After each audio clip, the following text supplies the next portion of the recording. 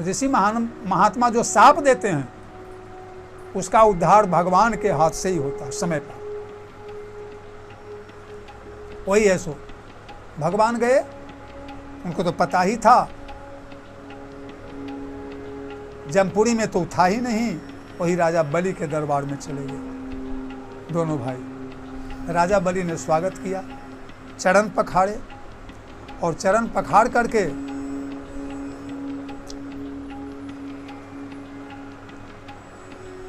आसन दिया।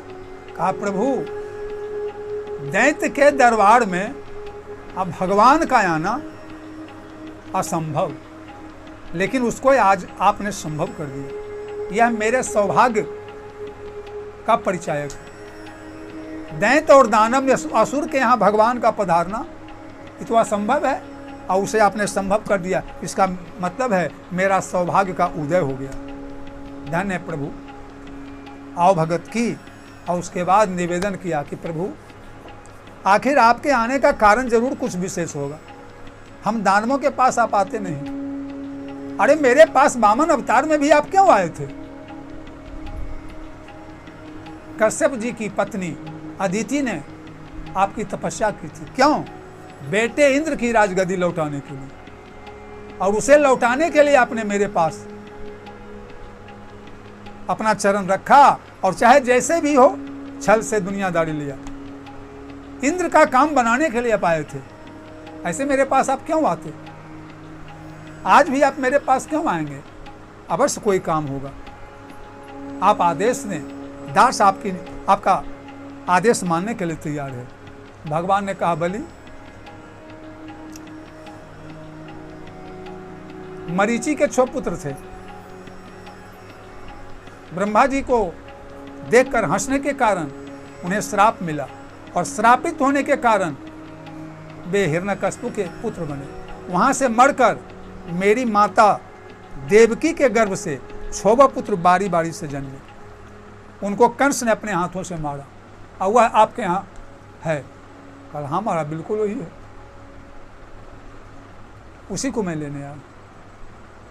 वही 6 जो असुर कुल में जन्मे थे, दानव कुल में, उनको ला करके भगवान के आगे प्रस्तुत कर कि प्रभु आपके आदेश का पालन हो गया।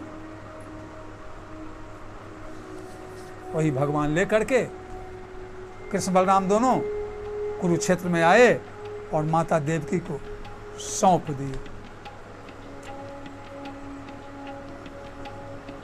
मैया देवकी 6 बालों को अपनी गोद में बिठाकर और उनके स्तन से उस समय दूध कहाँ से दूध निकला? आज 6 बालक दूध पिए हैं। 6 बालक देवकी के दूध पिए और उसके बाद भगवान कृष्ण को प्रणाम किए, माता देवकी को प्रणाम किए, वसुदेव जी को प्रणाम किए और प्रणाम करके जिस रास्ते से आए थे उसी रास्ते से पुनः विमुक्त हो गए। देवकी का दूध उन्होंने पिया नहीं ना, और जन्मा वही तुरंत कंस के पास खसमाचार को मार दिया। मुक्त क्यों हुए? एक तो भगवान का स्पर्श हुआ, भगवान का दर्शन हुआ, और देवकी माँ भगवान की माँ है। देवकी का दूध भगवान ने पिया है, इसलिए वह देवकी का दूध अमृत तुल्य है। जब वो 6 बालकों ने पिया, उसका श्राप जो था समाप्त हो गया, उसका उद्धार हो गया और दिव्य रूप धारण करके पुनः अपने मरीचि के पास चला, उसका श्राप समाप्त हो गया। देवकी का दूध पिया, उसके बाद जैसे आए चले गए। देवकी टका सा देखती रह गई, टकटकी लगा, क्यों आए, कैसे आए, क्यों चले गए? भगवान ने कहा मैया कोई किसी का नहीं होता। यही बात चित्रकेतु को नारद जी ने कहा था। खुद बालके ने कहा यह जीव किसी का नहीं होता, अपने कर्म के अनुसार। जैसे रुपया का सिक्का कभी दुकानदार के पास, कभी सब्जी वाले के पास, कभी ठेला वाले के पास, कभी गृहस्थ के पास, कभी साधु जी के ठकुरबाड़ी में चक्कर काटते रहता है, लेकिन सिक्का किसी का नहीं होता।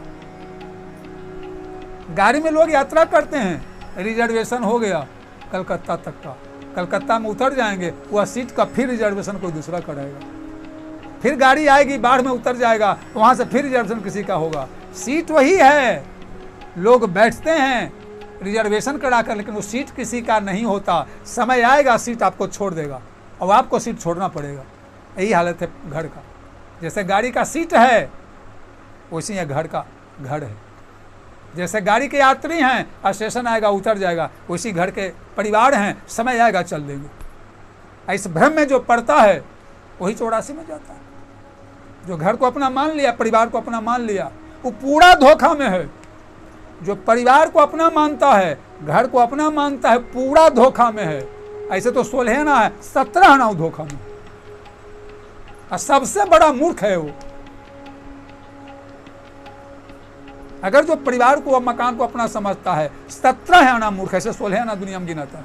इसके बाद कुछ दिन रहे और कुछ दिन के बाद सब मथुरावासी मथुरा, द्वारकावासी द्वारिका, वृंदावनवासी वृंदावन और इंद्रप्रस्थ या हस्तिनापुरवासी युधिष्ठिर भी अपने।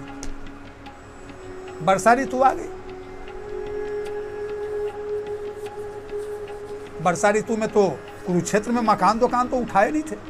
पेड़ के नीचे, समुद्र के किनारे, बालू है, पहाड़ है, पर्वत है, जैसे तैसे टेंट बना करके। तो वर्षा में टेंट बना के कितना दिन रहिएगा? वर्षा में टेंट बना कर नहीं रहा। चौमास में देखो साधु महात्मा भी किसी एक जगह टिक जाते हैं। भिखारी भी भीख मांगने नहीं निकलते, व्यापारी भी व्यापार करने के लिए नहीं निकलते। चातुर्मास सबको विश्राम देता है, केवल गृहस्थ नहीं बैठते। चातुर्मास में खेती करते हैं धान की, गृहस्थ को विश्राम नहीं। लेकिन साधु, भिखारी, व्यापारी सब चातुर्मास में विश्राम लेते हैं, क्योंकि उनके लिए संभव ही नहीं है।